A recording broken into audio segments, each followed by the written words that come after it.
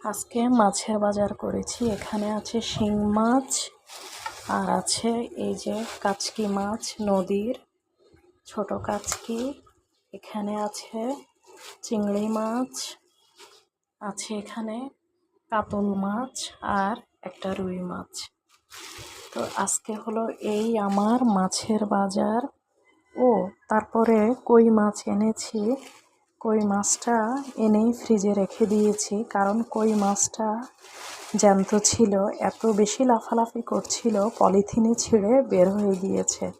সেজন্য আমি সেটাকে ফ্রিজে রেখে দিয়েছি। এই মাছগুলো এখন সবগুলো আমি কাটবো, কেটে ধুয়ে তারপর পানি ঝরিয়ে সবগুলোকে বক্সে রেখে দিব। মাছগুলো আমি একা কাটবো না, মাছগুলো আমার বাসার খালাসহ কাটবে।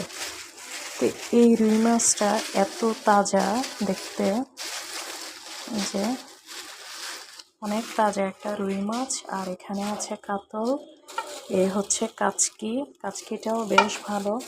আজকে তাজা একটু কাচকি টমেটো দিয়ে, ধনেপাতা, কাঁচামরিচ দিয়ে চচ্চড়ি করব। আর এখানে আছে দেশি চিংড়ি মাছ। তো যাই হোক, আমি মাছগুলো গোছাতে থাকি।